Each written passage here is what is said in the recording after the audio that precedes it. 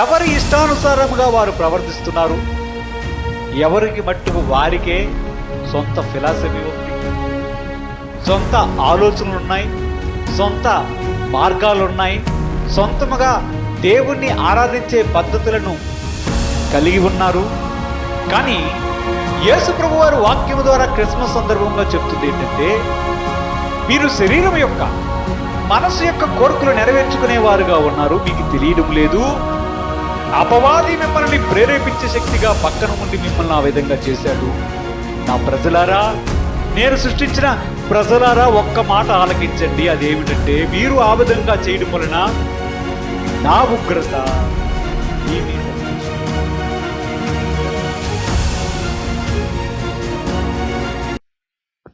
దేవునికి మహిమ. హల్లెలూయా. లూకా సువార్త 2:8-14 చదువుకుందాం. లూకా సువార్త. ఆ దేశంలో కొందరు గొర్రెల కాపరులు పొలంలో ఉండి రాత్రివేళ తమ మందను కాచుకొనుచుండగా ప్రభుదూత వారి యొద్దకు వచ్చి నిలిచెను. ప్రభు మహిమ వారి చుట్టూ ప్రకాశించినందున వారు మిక్కిలి భయపడిరి. అయితే ఆ దూత, భయపడకుడి, ఇదిగో ప్రజలందరికీ కలగబోవు మహా సంతోషకరమైన సువార్తమానము నేను మీకు తెలియజేయుచున్నాను. దావీదు పట్టణము నేడు నా రక్షకుడు మీ కొరకు పుట్టి ఉన్నాడు. ఈయన ప్రభువైన క్రీస్తు. దానికి ఇదే మీ కానవాలు. ఒక శిశువు పొత్తిగుడ్డలతో చుట్టబడి ఒక తొట్టిలో పడుకొని ఉండుట మీరు చూచెదరని వారితో చెప్పెను. వెంటనే పరలోక సైన్య సమూహము ఆ దూతతో కూడా నుండి సర్వోన్నతమైన స్థలంలో దేవునికి మహిమయు ఆయనకిష్టులైన మనుషులకు భూమి మీద సమాధానమును కలుగునుగాక అని దేవునికి స్తోత్రము చేయుచుండెను. పరిశుద్ధుడైన తండ్రి, బహున్నతుడైన దేవా, వాక్యమైన దేవా, మాతో మాట్లాడిన ప్రభు, మా చెవులను తెరవజేయండి, మా హృదయాలను తెరవజేయండి. ఈ వాక్యములో ఉన్నటువంటి విషయాలు గ్రహించలాగా మాకు సహాయం చేయమని యేసుక్రీస్తు పరిశుద్ధ నామమున అడిగి వేడుకొనుచున్నాము తండ్రి. హల్లెలూయా. లూకా సువార్త 2:8-14 చదువుకున్నాం. గొర్రెల కాపరులు పొలములో మందను కాచుకొనుచున్నారు. ఆ రాత్రి వేళ వారు మంద కాచుకొనుచుండగా దేవుని యొక్క దూత వారి యొద్దకు వచ్చెను. వచ్చి ఏం చెప్పాడు? ప్రజలందరికీ కలగబో మహా సంతోషకరమైనటువంటి శుభవర్తమానం మీకు తెలియజేస్తున్నాను. దావీదు పట్టణమునందు నేడు మీ కొరకు రక్షకుడు పుట్టాడు అని చెప్పాడు. ఆ మాట చెప్పిన వెంటనే అతనితో పాటు, ఆ దేవదూతతో పాటు మరికొందరు దేవదూతలు అక్కడికి రావడం కూడా మనం చూస్తున్నాం. గొర్రెల కాపరులు ఈ విషయాన్నింటినీ చూచి చాలా భయపడుతూ ఉన్నారు. ఆ దేవదూతతో పాటు పరలోక సైన్య సమూహం మరికొంతమంది దూతలు కూడా కనిపించి చెప్పినటువంటి మాట ఏమిటంటే, ఏం చెప్పారు? సర్వోన్నతమైనటువంటి స్థలములలో దేవునికి మహిమయు ఆయనకిష్టులైన మనుషులకు భూమి మీద సమాధానము కలుగునుగాక అని దేవునికి స్తోత్రము చేయుచున్నారు. ఒక పాట పాడారు. సర్వోన్నతమైనటువంటి స్థలములలో దేవునికి మహిమ కలుగునుగాక, అంతేకాకుండా భూమి మీద తనకిష్టమైనటువంటి మనుషులకు సమాధానము కలుగునుగాక అన్నాడు. ఇదే యేసు ప్రభు వారి యొక్క పుట్టుకలో ఉన్నటువంటి ముఖ్యమైనటువంటి ఉద్దేశం. దేవుడు ఏం చేయాలనుకుంటున్నాడో ఆ దేవదూతలు గొర్రెల కాపరులకి మొదటగా ప్రకటించారు. సర్వోన్నతమైనటువంటి స్థలముల్లో దేవునికి మహిమ కలుగుతుంది. భూమి మీద జీవించనున్నటువంటి ప్రజల్లో ఎవరైతే దేవునికి ఇష్టలుగా ఉంటారో వారికి సమాధానం కలుగుతుంది అన్నాడు. ఇక్కడ వాక్య భాగంలో చూస్తే దేవునికి ఇష్టలైన వారు అని దూతలు మాట్లాడడం మనకు కనిపిస్తుంది. దేవునికి కొంతమంది ఇష్టమేనా? కొంతమంది ఇష్టమా? అందరూ ఇష్టమా? కొంతమంది ఇష్టమా? దేవుడికి ఎవరు కూడా అయిష్టత ఇష్టము అనేదాన్ని చూడ్డు కానీ అందరినీ సమానంగా చూసే దేవుడే. కానీ మనుషులు దేవుని దగ్గరికి రావాలా వద్దా, దేవునితో ఉండాలా ఉండకూడదా అని వారు నిశ్చయించుకుంటారు.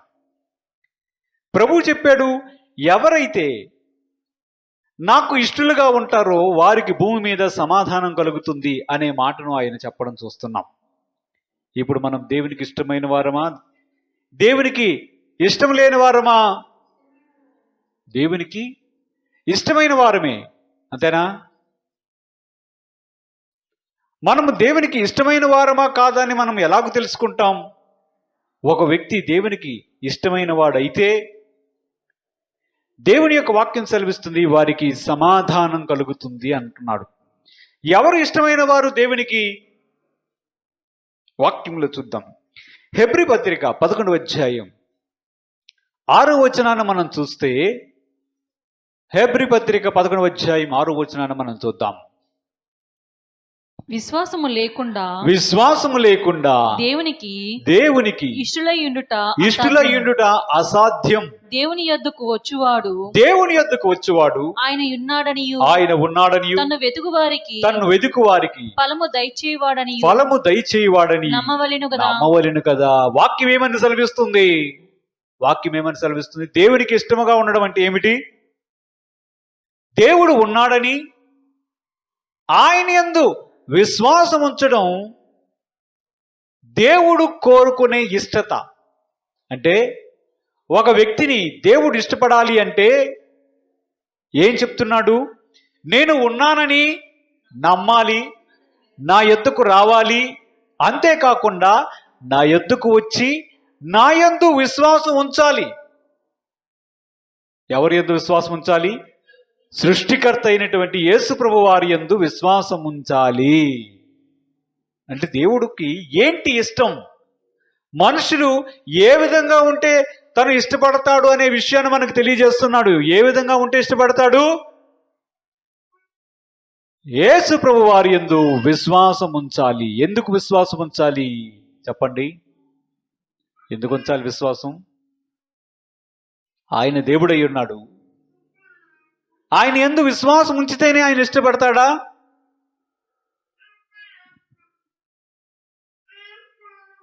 ఆయన తన యందు విశ్వాసం ఉంచితేనే ఇష్టపడతాడా? వాక్యం సెలవిస్తుంది, విశ్వాసము లేకుండా ఆయనకి ఇష్టులయ్యుండుట అసాధ్యం. అంటే ఏం కావాలి? విశ్వాసమే కావాలి. చూద్దాం. హెబ్రీ పత్రిక 13వ అధ్యాయంలో 20-21 వచనాలు కూడా చూద్దాం. అసలు దేవునికి ఇష్టముగా ఉండడం అంటే ఏమిటో. గొర్రెల గొప్ప కాపరి అయిన యేసు అను మన ప్రభువును నిత్యమైన నిబంధన సమ్మతమగు రక్తమును బట్టి మృతులలో నుండి లేపిన సమాధానకర్తయగు దేవుడు యేసుక్రీస్తు ద్వారా తన దృష్టికి అనుకూలమైన దానిని మనలో జరిగించుచు ప్రతి మంచి విషయంలోనూ తన చిత్త ప్రకారం చేయుటకు మిమ్మును సిద్ధపరచును గాక. యేసుక్రీస్తు యుగయుగములు మహిమ కలుగును గాక. ఏమని చదివాము? ఏం చదివాము? యేసుక్రీస్తు ద్వారా దేవుడు మనలను సమాధానపరచాలనుకుంటున్నాడు. సమాధానకర్త అని ఆయనకి పేరు. ఆ సమాధానకర్త అయినటువంటి దేవుడు మనుషులకు సమాధానాన్ని కలగజేస్తాడు. అయితే నాకు ఇష్టముగా ఉండాలంటే మీరు ఒక పని చేయాలి అని వాక్యం ద్వారా తెలియజేశాడు. అదేంటో తెలుసా? నాకు ఒక చిత్తం ఉంది, నా మనసులో ఒక ఉద్దేశం ఉంది, ఆ ఉద్దేశాన్ని మీరు చేయండి. నాకొక చిత్తం ఉంది, ఒక ఉద్దేశం ఉంది, ఆ ఉద్దేశాన్ని మీరు చేయండి, మీరు నాకు ఇష్టలై ఉంటారు. ఆ చిత్తాన్ని చేయడానికి ఆయనే మనకు సహాయము కూడా చేస్తానని వాక్యములో సెలవిస్తూ ఉన్నాడు. ఏంటా చిత్తం? ఆయన ఏం చేయాలనుకుంటున్నాడు? ఆ చిత్తము చేస్తే దేవదూతలు గొర్రెల కాపురితో ఏ మాట అయితే చెప్పారో, భూమి మీద తనకిష్టమైనటువంటి మనుషులకు సమాధానం అని ఏమని చెప్పాడో ఆ చిత్తాన్ని మనం నెరవేర్చగలుగుతాం. ఆ చిత్తాన్ని ఎప్పుడైతే నెరవేరుస్తామో అప్పుడు దేవునికి ఇష్టలై ఉండడం ప్రారంభిస్తాం. మొదటి మాట, మనం విశ్వాసము ఉంచడం ద్వారా దేవునికి ఇష్టలుగా అయి ఉంటామని చూపించాడు. ఇక్కడ వాక్యంలో చూస్తే ఒక చిత్తం చేయాలంట. ఒక చిత్తం ఉంది దేవునికి, అది చేస్తే దేవునికి ఇష్టలై ఉంటారు అని వాక్యం సెలవిస్తుంది. ఏంట చిత్తం? రోమాపత్రిక 12వ అధ్యాయం 1-2 ఒక్కసారి చదువుదాం. రోమపత్రిక. కాబట్టి సహోదరులారా, పరిశుద్ధమును దేవునికి అనుకూలమైన సజీవ యాగముగా మీ శరీరములను ఆయనకు సమర్పించుకొనుడని దేవుని వాత్సల్యమును బట్టి మిమ్మల్ని బతిమాలు కొనుచున్నాను. ఇట్టి సేవ మీకు యుక్తమైనది. మీరు ఈ లోక మర్యాదను అనుసరింపక ఉత్తమమును అనుకూలమును సంపూర్ణమునై ఉన్న దేవుని చిత్తమేదో పరీక్షించి తెలుసుకొనున్నట్లు మీ మనసు మరీ నూతన మగుట వలన రూపాంతరం పొందుడి. మీరు జాగ్రత్తగా గమనిస్తే ముందు చదివినటువంటి హెబ్రీ పత్రిక 13వ అధ్యాయం 20-21 వచనాలు, అలాగే ఈ రోమా పత్రిక 12వ అధ్యాయం 1-2 వచనాలను మీరు కలిపి చూస్తే మీకు ఏమనిపిస్తుందంటే, దేవునికి ఏదో చిత్తం ఉంది, ఆ చిత్తం జరిగించాలి, అది దేవునికి అనుకూలమైనది అని ఉంది. 2 మాటలను మనం చూడండి జాగ్రత్తగా. దేవునికి అనుకూలమైనది అని ఉంటుంది. అదే మీరు హెబ్రీ పత్రికలో ఉన్నటువంటి ఆ వచనాన్ని మీరు ఇంగ్లీష్ బైబిల్లో చూస్తే ఎలా ఉంటుంది తెలుసా? ప్లీజింగ్ గాడ్ అని ఉంటుంది. అంటే దేవుణ్ణి మనము చేసే ఆ పని వలన సంతోషపరచగలుగుతాము, దేవునికి ఇష్టముగా మారగలుగుతాము అని ఆయన చెప్తూ ఉన్నాడు. అంటే ఏంటి? ఇక్కడ ఆయన చెప్తుంది దేవుడి దృష్టికి అనుకూలమైనది జరిగించేటట్లుగా, లేదా దేవుడికి ఇష్టకరముగా ఉండేటట్లు జరిగించేటట్లుగా దేవుడు మీకు సహాయం చేస్తాడు, ఒక చిత్తం ఉంది అని చెప్తున్నాడు. వీటన్నిటికీ సంబంధం ఉంది. ఇప్పుడు రోమా 12లో మనం చూస్తున్నప్పుడు ఆయన ఏం చెప్తున్నాడంటే, ఒక చిత్తం ఉంది. ఆ చిత్తం ఏంటో తెలుసా? మీ శరీరాలని సజీవయాగుగా సమర్పించుకోండి. ఇది దేవునికి అనుకూలమైనది, దేవునికి ఇష్టమైనది. అంటే దేవుని యొక్క దూతలు గొర్రెల కాపరులతో చెప్తున్నటువంటి మాటలను చూస్తే, దేవుని యొక్క దూతలు పాడినటువంటి పాటలో గొర్రెల కాపరుతో మాట్లాడుతున్నటువంటి మాటలను చూస్తే, సర్వోన్నతమైనటువంటి స్థలములలో దేవునికి మహిమయు, ఆయనకి ఇష్టమైన మనుషులకు భూమి మీద సమాధానము కలుగునంటే, ఆయనకి ఇష్టముగా ఉండడం అంటే ఏమిటో వాక్యమే మనకు బోధిస్తుంది. ఒకటి దేవునికి ఇష్టమైనది ఏంటో తెలుసా? మీ శరీరాలని సజీవయాగముగా సమర్పించుకోవాలి.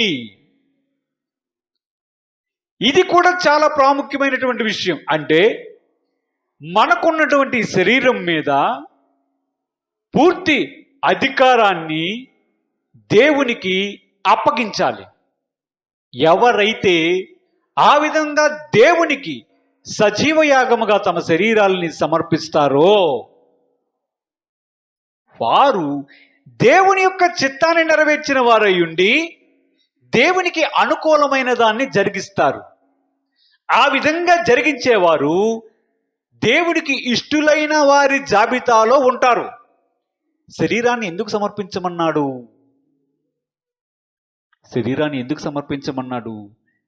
ఎందుకంటే ఈ శరీరమే ముఖ్యమైన పాత్రను పోషిస్తుంది. ఈ శరీరమే మనకు సమాధానం లేకుండా చేయడానికి ముఖ్యమైనటువంటి భూమిక లేదా పాత్రను వహిస్తుంది. ఈ విషయాన్ని మనం అర్థం చేసుకోవాలి. శరీర విషయం చాలా తేలికగా తీసుకుంటాం. శరీరమే దేవునికి మనిషికి మధ్య విరోధ భావాన్ని కలిగించడంలో ముఖ్యమైనటువంటి పాత్ర వహిస్తుంది. అది ఎలాగో మన వాక్యంలో చూస్తాం. ఆయన ఏం చెప్తున్నాడంటే, ముందు శరీరాన్ని సమర్పించుకోండి,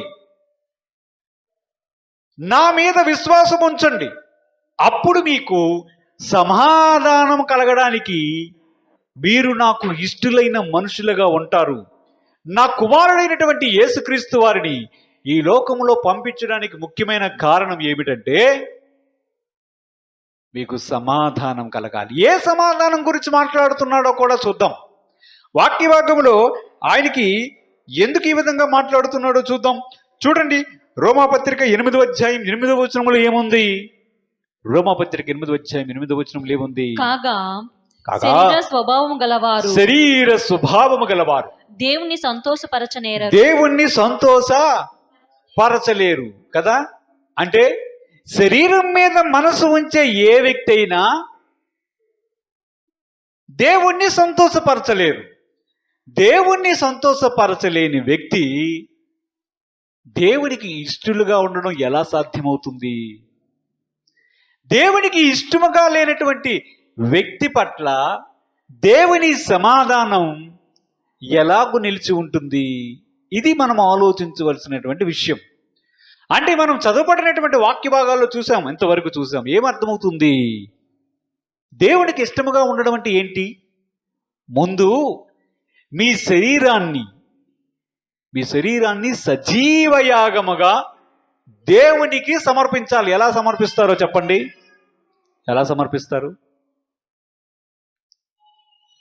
మీ శరీరాన్ని దేవునికి సజీవ యాగముగా సమర్పించాలి. ఎలా సమర్పిస్తారు? ఎలా సమర్పిస్తారు? ఆయనది చెప్పేశాడు, ఇది చేస్తే ఇష్టం, ఇదే నా చిత్తం. ఎలా చేస్తారు? ఎలా చేస్తారు? ముందు మనస్సు మారి రూపాంతరము చెందడం ద్వారా దేవునికి మనము పూర్తిగా సరెండర్ అవ్వడం ద్వారా ఆ విధంగా చేయగలుగుతాం. శరీరాన్ని సమర్పించడం అంటే మన శరీరాన్ని తీసుకొని వెళ్ళి ఫిజికల్గా ఆయనకి సమర్పించడం కాదు. శరీరం మీద మనస్సు ఉంచకుండా ఎవరైతే ఉండగలుగుతారో వారిది ఆత్మానుసారమైన మనస్సు అవుతుంది. శరీర విషయాలపైన ఎవరైతే మనసు ఉంచుతారో వారు ఆ మనస్సు దేవునికి విరోధమవుతుంది. ఎందుకంటే శరీర విషయాల మీద మనసు ఉంచిన వాడు దేవునికి ఎన్నడూ లోబడడు. దేవునికి లోబడనటువంటి వ్యక్తి దేవుణ్ణి ఎప్పుడూ సంతోషపరచలేరు. వాక్య భాగంలో మనం అదే రోమపత్రిక కావాలంటే మీరు తర్వాత చదువుకోవచ్చు. రోమపత్రిక 8వ అధ్యాయంలోనే మొత్తం ఉంటుంది. మీ మనస్సు కానీ శరీరం మీద ఉంచితే మీరు శరీరానుసారులు, మీ మనస్సును దేవుని విషయాల మీద ఉంచితే మీరు ఆత్మానుసారులు. శరీర విషయమైనటువంటి మనస్సు దేవుణ్ణి సంతోషపరచలేదు. అంటే ఒక వ్యక్తి రక్షణ పొందినటువంటి వ్యక్తి లేదా రక్షణ పొందలేని వ్యక్తి అయినా వారి యొక్క మనస్సు ఎప్పుడు శరీర విషయాలపైనే, ఐహిక భోగాల విషయమైనే, శరీర కార్యాల విషయం మీదే దృష్టి పెడుతూ ఉన్నాడు అంటే గుర్తుపెట్టుకోండి, ఆ వ్యక్తి లేదా మీరైనా నేనైనా ఎవరైనా దేవుణ్ణి ఎప్పుడు సంతోష పెట్టలేము. దేవుణ్ణి సంతోష పెట్టలేని వానికి సమాధానం దొరకదు. సమాధానం అంటే ఏంటి? సమాధానం అంటే ఏంటి? ఇద్దరు గొడవ ఆడుకున్నారు, వారి మధ్య ఏముంటుంది? అసమాధానం ఉంటుంది. ఇంతకీ దేవదూతలు వచ్చి సమాధానం సమాధానం కలుగుతుందని అంతమంది దేవుని యొక్క దూతలు పాట పాడుతున్నారు అంటే ఏ సమాధానం గురించి మాట్లాడుతున్నారు? ఎవరికి సమాధానం? శరీరం మీద మనస్సు పెట్టినటువంటి ప్రజలు ఏం చేశారో తెలుసా? వారు పాపంలో ఉండడానికి వారు తమ్మును తామే అప్పగించుకున్నారు. దీనికి కారణం ఎవరో తెలుసా? అపవాది అయినటువంటి సాతాను శరీరం మీద మనసు పెట్టే వారిని ప్రేరేపించే శక్తి. ఎప్పుడైతే వారు శరీరం మీద వారి మనస్సును పెడతారో వారిని అపవాది మరింతగా ప్రేరేపించి శరీర కార్యాలు చేసేటట్లుగా వారిని ప్రోత్సహిస్తాడు. ఎప్పుడైతే వారు చేస్తారో వారు పాపములోనికి వెళ్తారు. పాపములోనికి వెళ్ళిన వ్యక్తులు వారి జీవితంలో నీతి అనేది ఉండదు. ఎప్పుడైతే నీతి ఉండదో దేవునికి అయిష్టముగా మారుతారు. కాబట్టి దేవునికి అయిష్టముగా మారడం వరకు మాత్రమే మీరు చూస్తున్నారు. ఇప్పుడు మనం చూస్తున్నటువంటి మాట ఏంటి? సర్వోన్నతమైన స్థలములలో దేవునికి మహిమ, ఆయనకి ఇష్టలైన మనుష్యులు, అంటే ఆయనకి ఇష్టము లేని మనుష్యులు అనే కోణం కూడా కనిపిస్తుంది కదా. ఎవరు వీరు? ఆయనకి ఇష్టం లేకపోతే ఏం చేస్తాడు? దేవునికి ఇష్టం లేకపోతే ఏం చేస్తాడో తెలుసా? దేవునికి ఏమవుతారు? వారు అయిష్టులుగా ఉండి దేవుని యొక్క ఉగ్రత వారి మీదకి వస్తుంది. దేవుని యొక్క ఉగ్రత వారి మీదకి రావడం వలన ఆ వ్యక్తికి దేవునికి మధ్య సమాధానం ఉండదు. ఆ సమాధానాన్ని గురించి మాట్లాడుతున్నాడు. ఏమవుతుంది? హల్లెలూయా. వాక్యములు చూస్తే మనకు తెలుస్తుంది. ఎఫ్సి పత్రిక 2వ అధ్యాయం 2 నుంచి 3 వచనాలు మనం చదువుతాం. ఎఫ్సి పత్రిక 2వ అధ్యాయం 2 నుంచి 3 వచనాలు. మీరు వాటిని చేయుచు వాయుమండల సంబంధమైన అధిపతిని అనగా అవిధేయులైన వారిని ఇప్పుడు ప్రేరేపించు శక్తికి అధిపతిని అనుసరించి ఈ ప్రపంచ ధర్మం చొప్పున మునుపు నడుచుకొంటిరి. వారితో కలిసి మనమందరమును శరీరము యొక్కయు మనసు యొక్కయు కోరికలను నెరవేర్చుకొనుచు మన శరీరాలను అనుసరించి మునుపు ప్రవర్తించుచు కడమ వారి వలనే స్వభావ సిద్ధముగా దైవోగ్రతకు పాత్రులమై ఉంటిమి. ఏమని చెప్తున్నాడు? మనిషికి ఏముంది? శరీరం ఉంది, మనస్సు ఉంది. ఏముంది? శరీరం ఉంది, మనస్సు ఉంది. శరీరం ఎవరిచ్చారు? యేసు ప్రభు ఇచ్చారా? అపవాది ఇచ్చాడా? మీ శరీరం ఎక్కడి నుంచి వచ్చింది? మట్టిలో నుంచి వచ్చినటువంటి శరీరం.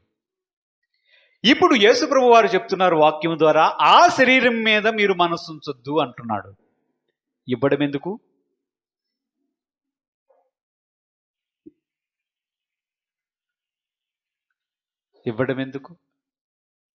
శరీరాన్ని ఇస్తున్నాడు. శరీరం ఆయన మొదట ఇచ్చేటప్పుడు ఆయన యొక్క ఉద్దేశం అది కాదు.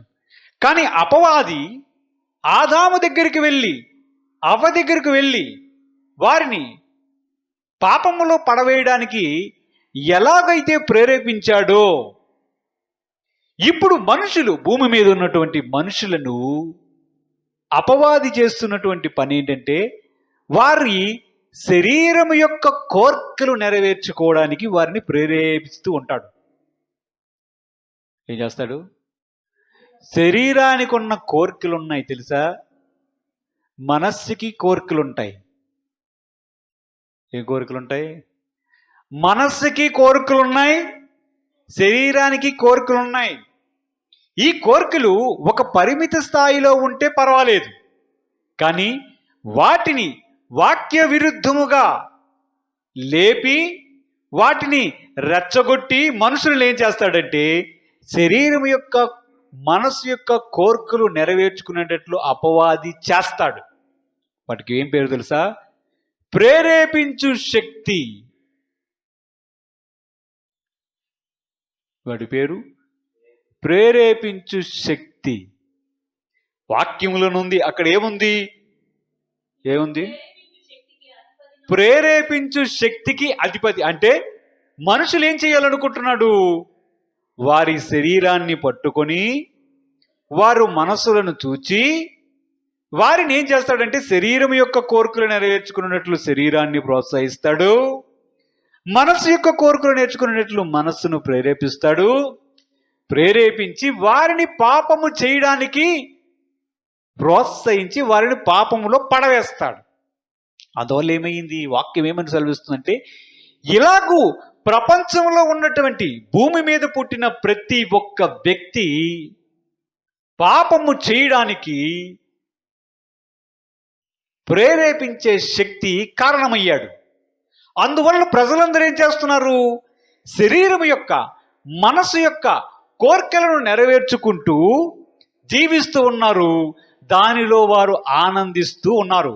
వారికి ఏమీ అనిపించడంలే. మనసు యొక్క కోరికలు నెరవేరుతున్నాయి, చాలా సంతోషంగా ఉంది. శరీరం యొక్క కోరికలు నెరవేర్చుకుంటున్నారు, చాలా సంతోషంగా ఉంటున్నారు. వారికి ఏమనిపిస్తుంది? అబ్బా, ఇదే కదా జీవితం, ఇలాగే కదా ఉండాలి అని మనస్సులో శరీరాన్ని బట్టి, మనసును బట్టి వారి యొక్క కోరికలు నెరవేరుతూ ఉంటే వారికి ఏమనిపిస్తుంది అంటే, ఇలా ఉండాలి జీవితం, తినాలి, తాగాలి, ఆనందించాలి అనే స్థితిలో మనుషులు ఉన్నారు. అందుకే దేవుడు చెప్పాడు, మనము ఇందాక మనస్సు గురించి మనం ఆలోచించినప్పుడు శరీరాన్ని దేవునికి సమర్పించాలి, ఇది దేవుని చిత్తమని మన వాక్యదానం చేయడానికి కారణం ఏమిటంటే, ఆయన చెప్తున్నాడు అదే శరీరాన్ని, అదే మనస్సును సాతాను ప్రేరేపిస్తాడు. మీరేం చెయ్యాలంటే ఆ శరీరాన్ని తీసుకుని వచ్చి సజీవ యాగంగా నాకు సమర్పించండి. మీరు ఎప్పుడైతే దాన్ని సజీవ యాగంగా సమర్పిస్తారో ఇక మీదట వాడు మీతోనే ఆడుకోలేడు. పూర్తి ఆధీనం నాలోనికి వస్తుంది, నా ఆధీనంలోనికి వస్తుంది. కనుక ఇంకా అపవాది యొక్క జోక్యం ఒక వ్యక్తి జీవితంలో ఉండదు. పాపము చేయడానికి వారికి అవకాశం ఉండదు. కనుక వారికి మీదట పాపము చేయకుండా వారిని నేను కాపాడుతాను. కానీ ముందు మీరు చేయవలసింది ఏంటంటే, మీ శరీరాన్ని తీసుకుని వచ్చి సజీవ యాగంగా నాకు సమర్పించండి, ఇదే నా చిత్తం, ఈ విధంగా చేసిన వారు నాకు ఇష్టలుగా ఉంటారని వాక్యములో మనం చూసాం. ఎందుకు చెప్తున్నాడు? అదే శరీరం, అదే శరీరాన్ని అపవాది ప్రేరేపిస్తాడు. కనుక మీరు శరీరం మీద మనసు ఉంచితే అది దేవుణ్ణి సంతోషపరిచే శరీరముగాను జీవితముగాను ఉండదు. కనుక మీరు ఇక్కడ జాగ్రత్త పడండి అని దేవుని యొక్క వాక్యం ముందుగా హెచ్చరించింది. కానీ ప్రజలు ఎక్కడ చూస్తారో తెలుసా? శరీరం యొక్క కోరికలు నెరవేర్చుకోవడానికే, మనసు యొక్క కోరికలు నెరవేర్చుకోవడానికే చూస్తూ మేము దేవునికి ఇష్టలుగా ఉన్నాము, దేవునికి ప్రార్థన చేస్తున్నాము, దేవుని గుడికి వెళ్తున్నాము అని అనుకుంటున్నారు. వాక్యం సెలవిస్తుంది. వాక్యం ఏం సెలవిస్తుంది? రోమాపత్రిక 8వ అధ్యాయంలోనే చూడండి, అక్కడ 5 నుంచి 7 వచనాలు కూడా చూస్తే అక్కడ ఏముంది? శరీరానుసారులు శరీర విషయమై శరీర విషయముల మీద మనసునొత్తురు ఆత్మానుసారులు ఆత్మ విషయముల మీద మనసునొత్తురు శరీరానుసారమైన మనస్సు మరణం ఆత్మానుసారమైన మనస్సు జీవమును సమాధానమునై ఉన్నది. ఏలయనగా శరీరానుసారమైన మనస్సు దేవునికి విరోధమైన ఉన్నది. చూడండి, అది దేవుని ధర్మశాస్త్రమునకు లోబడదు, ఎంత మాత్రమును లోబడనేరదు. ఆయన చెప్పేశాడు, నా చిత్తమేంటో తెలుసా? మీరు నాకు ఇష్టలుగా ఉండాలంటే మీరేం చేయాలో తెలుసా? మొదట తీసుకుని వచ్చి మీ శరీరాన్ని, తనువు నాదిదిగో ప్రభువా, నా సర్వం ఇదిగో, నీకు సజీవయాగంగా సమర్పిస్తున్నాను. ఇక మీదట జీవించుచున్నది నేను కాదు, క్రీస్తు యేసే నాలో జీవిస్తున్నాడని మీ జీవితాల్ని కానీ పూర్తిగా మీ శరీరం మీద ఆయన అధికారాన్ని ఒప్పుకుంటే మీరు సజీవయాగము చేసిన వారు అవుతారు. సజీవయాగము చేసిన వాడు తన మనస్సుని శరీరం మీద నుంచి తీసివేసి ఆత్మానుసారమైన విషయాల మీద దృష్టి పెడతాడు. వాక్యం సెలవిస్తుంది, ఎవడైనా శరీర విషయముల మీద మనస్సు పెట్టిన వాడు ఏంటంటే, వాడి మనస్సు ఆ విధంగా పెట్టడం వలన అది మరణం. ఎవడైతే ఆత్మ విషయముల పైన, దేవుని విషయముల మీద మనస్సు పెడతాడో అది వాడికి జీవం, తర్వాత సమాధానం అవుతుందని కూడా చెప్పాడు. దేవునికి స్తోత్రం కలుగును గాక. హల్లెలూయా. సర్వోన్నతమైన స్థలములలో దేవునికి మహిమ. భూమి మీద తనకిష్టలైనటువంటి మనుషులకు సమాధానం ఎలా కలుగుతుంది? ముందు తీసుకుని వెళ్ళి, ఇదిగో నేనున్నాను, నన్ను సజీవయాగంగా సమర్పిస్తున్నాను ప్రభువా అని చెప్పగలిగితే, నీ శరీరం మీద, నీ మనస్సు మీద సర్వాధికారము నీకే ప్రభువా అని మీరు సమర్పించుకోగలిగితే, ఆ సజీవయాగాన్ని మీరు చేయగలిగితే, ఇక ప్రేరేపించే శక్తి మీ శరీరము జోలికి రాలేడు. ఎప్పుడైతే రాలేడో మీరు పాపము చెయ్యరు. ఎప్పుడైతే మీరు ఆ విధంగా చేయరో, లోకంలో ఉన్న ప్రజలు ఆ విధంగా చేయరో, వారు పాపము చేయడానికి వారి మనస్సులను, వారి శరీరాల్ని తెరచి ఉంచుతారు. అందువల్ల అపవాది ప్రేరేపించే శక్తి వారిని ఎప్పుడు వస్తూ శోధిస్తూ శరీర విషయమై పాపము చేయడానికి వారిని ప్రేరేపిస్తాడు. మనసులో ఉన్నటువంటి కోరికలను నెరవేర్చుకోవడానికి వారిని ఎప్పుడూ ప్రేరేపిస్తాడు కనుక వారు పాపము చేస్తారు. అప్పుడు వాక్యం ఏమని సెలవిస్తుంది? కేవలము అయిష్టులుగా ఉన్నాను దేవునికి అనే కాదు, వాక్యం సెలవిస్తుంది, దేవుడు చెప్తున్నాడు, దైవ ఉగ్రత వారి మీద నిలిచి ఉంటుంది. దైవ ఉగ్రత వారి మీద నిలిచి ఉంటుంది. కాబట్టి మనిషికి దేవునికి మధ్య సమాధానం అనేది కోల్పోయారు. యేసు ప్రభు వారి దగ్గరికి రాకమునుపు మనం పాపులమై ఉన్నాం. మన పాపములు కడగబడలేదు. మనము మన శరీరానికి ఏమి కావాలో, ఏం చేస్తే బాగుంటుందో అవన్నీ చేశాం. మన మనస్సు ఏం చెయ్యాలనుకుంటే అవన్నీ చేశాం. మనం అజ్ఞాన కాలంలో ఉండేవారు. దేవుడు చెప్పిన వాక్యానికి, దేవుడు చెప్పిన మాటలకి వ్యతిరేకంగా ప్రవర్తించిన వారమై ఉన్నాం. అప్పుడు ప్రేరేపించే శక్తికి లోనై ఉన్నవారు. కానీ యేసు ప్రభు వారి యొద్దకు వచ్చిన తరువాత మనము సజీవయాగంగా ఎప్పుడైతే ఆయనకు మనల్ని మనం సమర్పించుకుంటామో, మన మనస్సు మారుతుంది, రూపాంతరం చెందుతుంది. మన మనస్సు మారుతుంది, రూపాంతరం చెందుతుంది. అంతేకాకుండా మన మనస్సు పూర్తిగా ఆత్మానుసారమైనటువంటి విషయాల మీద దృష్టి పెట్టడం జరుగుతుంది. దేవుడికి స్తోత్రం కలుగును గాక. హల్లెలూయా. అంటే సమాధానం ఇప్పుడు ప్రజలకి కావలసి వచ్చింది. ఎవరికి కావలసి వచ్చింది? చర్చిలో ఉన్నవారికా, చర్చి బయట ఉన్నవారికా? ఇద్దరికి కావాలట. హల్లెలూయా. బయట ఉన్నటువంటి ప్రజలకు ముఖ్యముగా, రక్షణ పొందనిటువంటి ప్రజలకు ముఖ్యముగా ఒక విషయం అర్థం చేసుకోవాలి. అదేంటో తెలుసా? ఒక విషయాన్ని అర్థం చేసుకోవాలి. ఎవరి ఇష్టానుసారముగా వారు ప్రవర్తిస్తున్నారు, ఎవరికి మట్టుకు వారికే సొంత ఫిలాసఫీ ఉంది, సొంత ఆలోచనలు ఉన్నాయి, సొంత మార్గాలు ఉన్నాయి, సొంతముగా దేవుణ్ణి ఆరాధించే పద్ధతులను కలిగి ఉన్నారు. కానీ యేసు ప్రభు వారు వాక్యము ద్వారా క్రిస్మస్ సందర్భంగా చెప్తుంది ఏంటంటే, మీరు శరీరం యొక్క, మనసు యొక్క కోరికలు నెరవేర్చుకునేవారుగా ఉన్నారు, మీకు తెలియడం లేదు. అపవాది మిమ్మల్ని ప్రేరేపించే శక్తిగా పక్కన ఉండి మిమ్మల్ని ఆ విధంగా చేశాడు. నా ప్రజలారా, నేను సృష్టించిన ప్రజలారా, ఒక్క మాట ఆలకించండి. అదేమిటంటే, మీరు ఆ విధంగా చేయడం వలన నా ఉగ్రత మీ మీద నిలిచి ఉంది. నా ఉగ్రత మీ మీద నిలిచి ఉండడం వలన మీకును, నాకును, మిమ్మల్ని సృష్టించినటువంటి తండ్రి అయినటువంటి నాకును మధ్య సమాధానం లేకుండా పోయింది. ఆ సమాధానాన్ని ఇప్పుడు నేను కలిగించాలనుకుంటున్నాను. ఆ సమాధానాన్ని కలిగించడానికి యేసు ప్రభు వారిని తన సొంత కుమారుడు, మన రక్షకుడు అయినటువంటి యేసుక్రీస్తు వారిని లోకములోనికి పంపించాడు. దేవునికి స్తోత్రం కలుగును గాక. ఆ మాటనే చెప్తున్నారు దేవుని యొక్క దూతలు. ఆ రోజు రాత్రి గొర్రెలు పొలంలో ఉండగా వాటిని కాయుచున్నటువంటి గొర్రెల కాపురులతో దేవుని దూతలు చెప్తున్నటువంటి మాట ఏమిటంటే, ఆయనకి ఇష్టలుగా మీరు ఉంటే మీకు సమాధానం కలుగుతుంది. మీకు సమాధానాన్ని కలిగించడానికి రక్షకుడైనటువంటి యేసు ప్రభు వారు ఈరోజు జన్మించారు. ఈరోజు మీరు వెళ్ళి చూడండి, దావీదు పట్టణమందు రక్షకుడు నేడు మీ కొరకు పుట్టి ఉన్నాడు. హల్లెలూయా. ఈయన అందరికీ ప్రభు. దేవుడు అందరికీ సమాధానాన్ని కలిగించాలని ఆయన యేసు ప్రభు వారిని ఈ లోకంలోనికి పంపించాడు. ఇదే క్రిస్మస్. క్రిస్మస్ అంటే ఏంటి? ఎందుకు క్రిస్మస్ అంటే, మనుషులకు దేవునికి మధ్య సమాధానం పోయింది. ఎందుకు పోయింది? పాపము చేయడం వల్ల. ఎందుకు పాపం చేశారు? అపవాది ప్రేరేపించే శక్తి పాపం చేయడానికి ప్రేరేపించడం వల్ల ఎలాగూ చేశారు? శరీరం యొక్క, మనస్సు యొక్క కోర్కెలను నెరవేర్చుకోవడం వలన. అందుకే చెప్తున్నాడు, మీరు నాకు ఇష్టలుగా ఉండాలి సుమా, మీరు నాకు ఇష్టలుగా ఉండాలంటే ఒక పని చేయండి.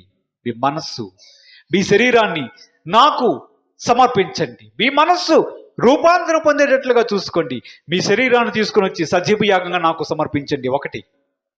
అంతేకాకుండా నేను చెప్తున్నాను, నా యందు ఎవడైనా విశ్వాసం ఉంచినట్లయితే వాడు నాకు ఇష్టడుగా ఉంటాడు. విశ్వాసం లేకుండా ఎవడు కూడా నాకు ఇష్టడుగా ఉండలేడు. ఈ పని సగమే. ఏ సగం? శరీరాన్ని సజీవయాగంగా సమర్పించడం సగం పని అయితే, మిగిలిన పని ఏంటంటే నా యందు విశ్వాసం ఉంచండి. నా యందు విశ్వాసం ఉంచడం ద్వారా ఇంక మీకు సమాధానం కలగడం ఎలాగుంటుందో నేను చెప్తాను అని చెప్తున్నాడు. వాక్యములు చూద్దాం ఏముంది. 2వ కొరింథీ పత్రిక 5వ అధ్యాయం 18 నుంచి 20 వచనాలు చదువుకుందాం. 2వ కొరింథీ పత్రిక. సమస్తమును దేవుని వలనైనవి, ఆయన మనలను క్రీస్తు ద్వారా తనతో సమాధానపరచుకొని, చూడండి, తనతో సమాధానపరచుకొని ఆ సమాధానపరచు పరిచర్యను మాకు అనుగ్రహించెను. అదేమనగా దేవుడు వారి అపరాధములను వారి మీద మోపక క్రీస్తునందు లోకమును తనతో సమాధాన పరుచుకొనుచు ఆ సమాధాన వాక్యమును మాకు అప్పగించెను. కావున దేవుడు మా ద్వారా వేడుకొనినట్టు మేము క్రీస్తుకు రాయబారులమై దేవునితో సమాధానపడుడని క్రీస్తు పక్షంగా మిమ్మల్ని బతిమాలు కొనుచున్నాము. ఏ పరిచర్యది? ఏంటి పరిచర్య? దేవుని యొక్క పని ఏంటి? సువార్త ఏంటి? యేసు ప్రభు వారిలో రక్షణ ఉందని చెప్పడానికి కారణం ఏంటంటే, అన్ని జనులు లేదా యేసు ప్రభు వారిని ఎరగని వాటి ప్రజల దగ్గరికి వెళ్ళి మీరు ఆరాధిస్తున్నటువంటి దేవుడు నిజమైన దేవుడు కాదని చెప్పడమా? అదా సువార్త? అది కాదు. దేవుని యొక్క ఉగ్రత పాపము చేసిన వారి మీద నిలిచి ఉంది. మీకు ఇంకా సమయం ఉంది. ఆయన రాకమునిపే మీకు మారు మనసు పొందడానికి, దేవునితో సమాధాన పడడానికి మీకు ఒక అవకాశాన్ని దేవుడు అనుగ్రహిస్తూ ఉన్నాడు. యేసు ప్రభు వారి యొక్క రాకడ అతి సమీపంగా ఉంది. మీరు మారు మనసు పొందండి, మీ మనసు రూపాంతరం చెందుకోండి. ఇదిగో దేవుని ఉగ్రత మీ మీద లేకుండా ఉండేటట్లుగా దేవుడు తన కుమారుడైన యేసు ప్రభు వారిని అనుగ్రహించాడు. ఆయన ద్వారా మీ పాపములకు విమోచన, మీ అపరాధములకు విమోచన కలుగునట్లుగా ఆయనను అనుగ్రహించి మీకును దేవునికి మధ్య ఉన్నటువంటి ఆ అసమాధానాన్ని తొలగించి సమాధానాన్ని కలిగించడానికి యేసు ప్రభు వారు వచ్చారు. ఈ సమాధానం కావాలి మీకు. ఈ సమాధానం లేకపోతే దేవుని యొక్క ఉగ్రత మీ మీద నిలిచి ఉంటుంది. దేవుని యొక్క ఉగ్రత మీ మీద నిలిచి ఉంటే నిత్య నరకములోనికి వెళ్ళిపోతారు. మిమ్మల్ని నిత్య నరకములోనికి వెళ్లకుండా ఆయన తన బిడ్డలుగా మిమ్మల్ని స్వీకరించడానికి, మిమ్మల్ని దత్తపుత్రులుగా స్వీకరించడానికి, మీకు సమాధానాన్ని కలిగించడానికి యేసు ప్రభు వారు ఈ లోకములోనికి వచ్చాడు. ఆయన సమాధానకర్త. దేవుడికి స్తోత్రం కలుగును కాక. అందుకే ఆయన పేరు ఏముంది? యెషయా గ్రంథం 9వ అధ్యాయం 6వ వచనంలో ఆయన పేరు ఏముంది? ఆయన పేరేంటి? సమాధానకర్త. ఏముందో చదువుదాం చూడండి. అక్కడ ఏముంది? ఏలయనగా మనకు శిశువు పుట్టెను, మనకు కుమారుడు అనుగ్రహింపబడెను, ఆయన భుజము మీద రాజ్యభారముండును. ఆశ్చర్యకరుడు, ఆలోచనకర్త, బలవంతుడైన దేవుడు, నిత్యుడగు తండ్రి, సమాధానకర్తయగు అధిపతి అని అతనికి పేరు పెట్టబడెను. ఎవరికి పేర్లున్నాయి? యేసు ప్రభు వారికి ఉంది. ఆయనకి సమాధాన అధిపతి అని పేరుంది. అంటే ఏంటి? దేవుడికి మనుషులకు ఉన్నటువంటి అసమాధానమైనటువంటి పరిస్థితి, దేవుడికి మనుషుల మీద ఉన్నటువంటి దైవోగ్రతను తొలగించడానికి యేసు ప్రభు వారు వచ్చారు. ఆ శిశువు పుట్టాడు. ఆ శిశువు ఇప్పుడు ఎక్కడ పుట్టాడు? ఆ శిశువు దావీదు పట్టణమందు నేడు మీ కొరకు రక్షకుడు పుట్టి ఉన్నాడు. ఈయన నజరేయుడగు యేసు. హల్లెలూయా. ఆయన పేరే సమాధాన అధిపతి. ఆయనే దేవునికి మనుషులకి మధ్య ఉన్నటువంటి విరోధ భావాన్ని, దేవుని యొక్క ఉగ్రతను తొలగించడానికి వచ్చినటువంటి దైవ నరుడు. హల్లెలూయా. అందుకే చెప్తున్నాడు చూడండి, కొలస్సీ పత్రిక 1వ అధ్యాయం 19 నుంచి 22 వచనాలు మనం చూస్తే అక్కడ వాక్యంలో మనకు చెప్తాడు ఏ విధముగా ఈ క్రీస్తు దేవునికి మనుషులకి మధ్య సమాధానాన్ని కలగజేయాలనుకుంటున్నాడో దేవుని యొక్క ఉద్దేశం ఏమిటో మనకు అక్కడ కనిపిస్తుంది. చదవండి. ఆయన యందు సర్వ సంపూర్ణత నివసింపవలెనని ఆయన శిలువ రక్తము చేత సంధి చేసి ఆయన ద్వారా సమస్తమును అవి భూలోకమందైనను పరలోకమందైనను వాటినన్నిటిని ఆయన ద్వారా సమాధాన పరుచుకొనవలెనని తండ్రి అభిష్టమాయెను. మరియు గత కాలమందు దేవునికి దూరస్తులను మీ దుష్క్రియ వలన మీ మనసులో విరోధ భావము గలవారనై ఉండిన మిమ్మును కూడా తన సన్నిధిని పరిశుద్ధులుగాను నిర్దోషులుగాను నిరపరాధులుగాను నిలబెట్టుటకు ఆయన మాంసయుక్తమైన దేహమందు మరణము వలన ఇప్పుడు మిమ్మును సమాధానపరిచెను. చూసారా, ఇప్పుడు ఎలాగూ సమాధానపరిచాడో వాక్యం సెలవిస్తుంది. ఎలాగూ సమాధానపరిచాడు? ఆయన అంటే ఎవరు? మన రక్షకుడు యేసు ప్రభు వారి ద్వారా దేవునితో మనుషులను సమాధానపరిచాడు. దేవుడు ఎలాగో సమాధానపరిచాడంటే తన శిలువ రక్తము ద్వారా సంధి చేశాడంటే. ఏంటి సంధి అంటే ఏంటి? ఏంటి సంధి అంటే ఏంటి? సంధి అంటే ఏంటి? సంధు కాదు, సంధి.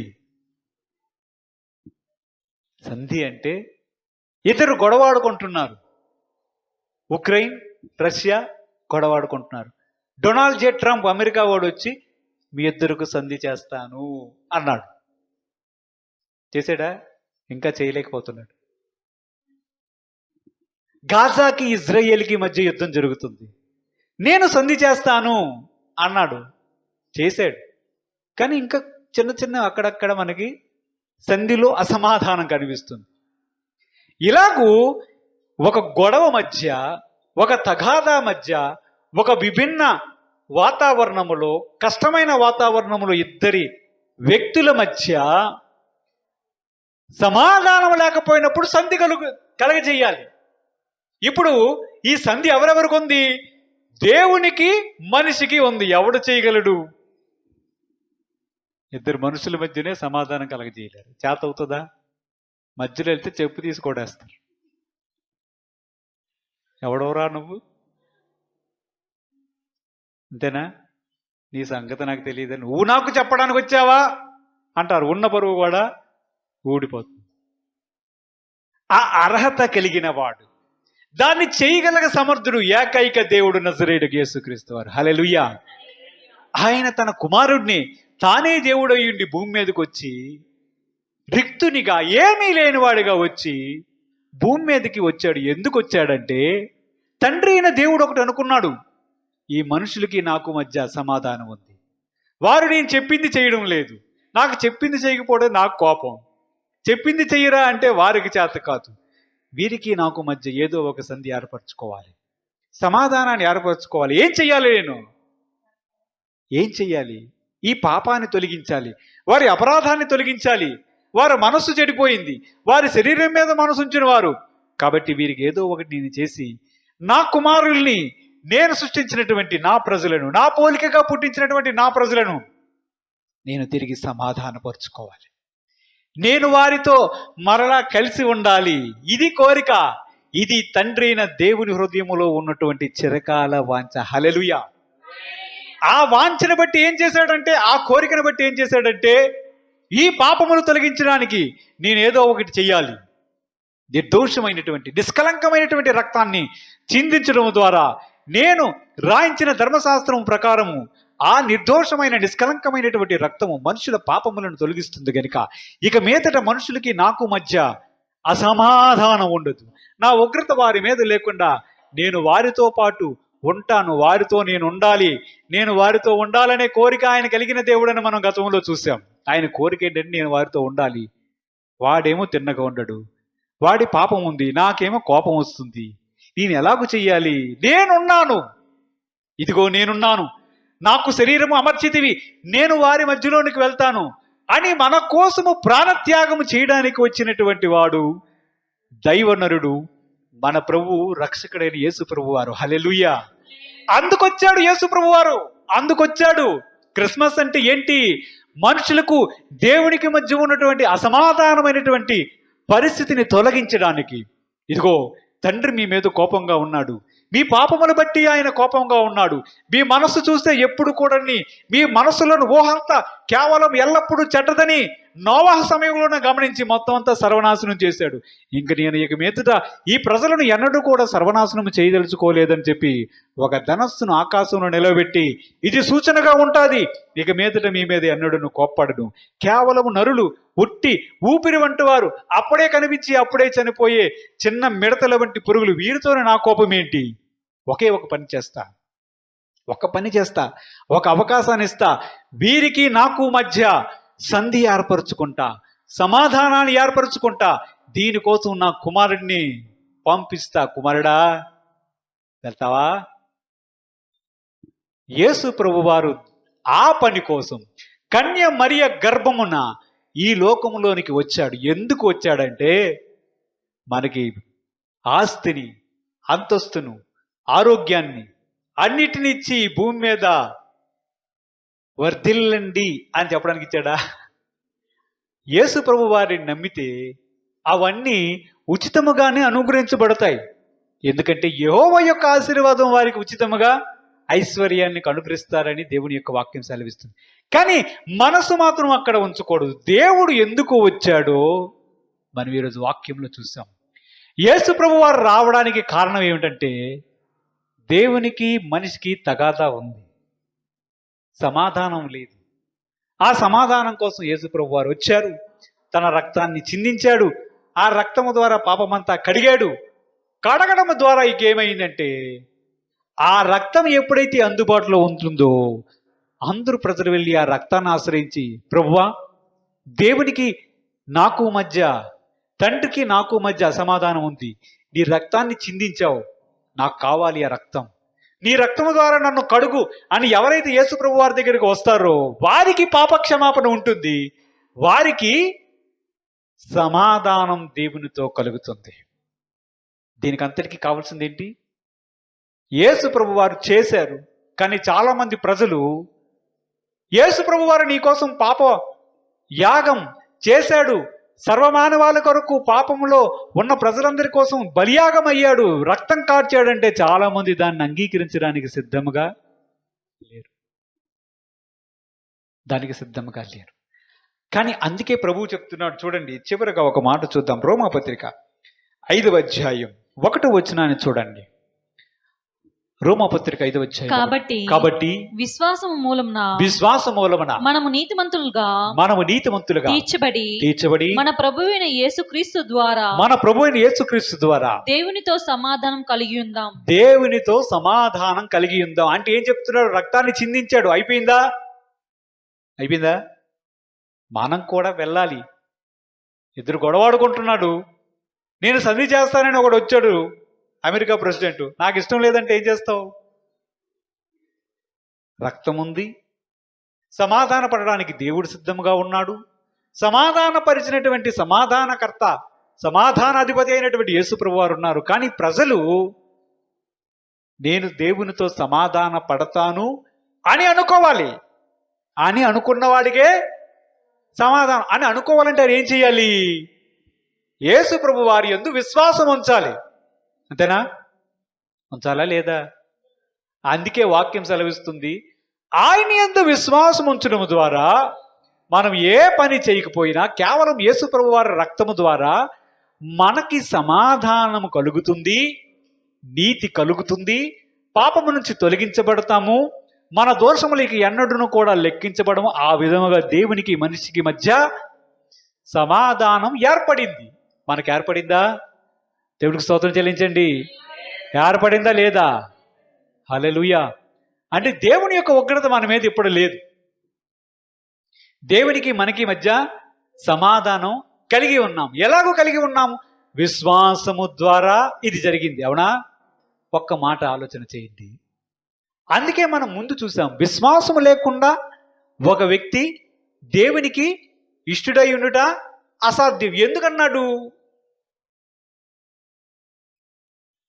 విశ్వాసం లేకుండా ఒక వ్యక్తి దేవునికి ఇష్టుడై ఉండుట అసాధ్యం అని ఎందుకన్నాడంటే విశ్వాసము ద్వారానే యేసు ప్రభు వారి రక్తాన్ని ఆశ్రయించగలుగుతాం. యేసు ప్రభు వారి రక్తాన్ని ఆశ్రయిస్తేనే మనకు పాపక్షమాపణ దొరకడం ద్వారా నీతిమంతుల ద్వారానే సమాధానం ద్వారా రక్షణ ద్వారానే నిత్య జీవం కలుగుతుంది. హల్లెలూయా. యేసు ప్రభు వారి యొక్క పుట్టుకు ముఖ్యమైనటువంటి కారణం ఏమిటంటే మనుషులకు దేవునికి మధ్య సమాధానాన్ని కలిగించడానికి ఆయన వచ్చాడు. ఇదే దేవుని దూతలు పాడిన పాటకు అర్థం. అందరికీ క్రిస్మస్ శుభాకాంక్షలు. హల్లెలూయా. We wish you happy Christmas and merry Christmas. ప్రార్థన చేద్దాం. పరిశుద్ధుడైన తండ్రి, మహోన్నతుడైన దేవా, నీవు తండ్రికి మాకును మధ్య సమాధానాన్ని కలిగించడానికి వచ్చావు తండ్రి. మీకు వందనాలయ్యా. మా పాపము నిమిత్తం నీ రక్తాన్ని చిందించడానికి ఈ లోకంలోనికి వచ్చావు. పరిశుద్ధుడైన తండ్రి, దేవునికి మనుషులకు ఉన్నటువంటి అసమాధానాన్ని తొలగించి సమాధానాన్ని కలుగజేయడానికి వచ్చిన దేవా, మీ పాదాలకు వందనాలు, స్తుతులు, స్తోత్రం చెల్లిస్తున్నాం. మేము మరణం వరకు నమ్మకముగా ఉండి నీతో పాటు సమాధానాన్ని కొనసాగిస్తూ నిత్యరాజ్యంలో ప్రవేశించే కృప మా అందరికీ దయచేయమని మా ప్రభువును రక్షకుడైన యేసుక్రీస్తు వారి అతి పరిశుద్ధ నామమున అడిగి వేడుకొనుచు సమర్పిస్తున్నాము తండ్రి. ఆమేన్. హల్లెలూయా. We wish you happy Christmas. Happy Christmas. Merry Christmas.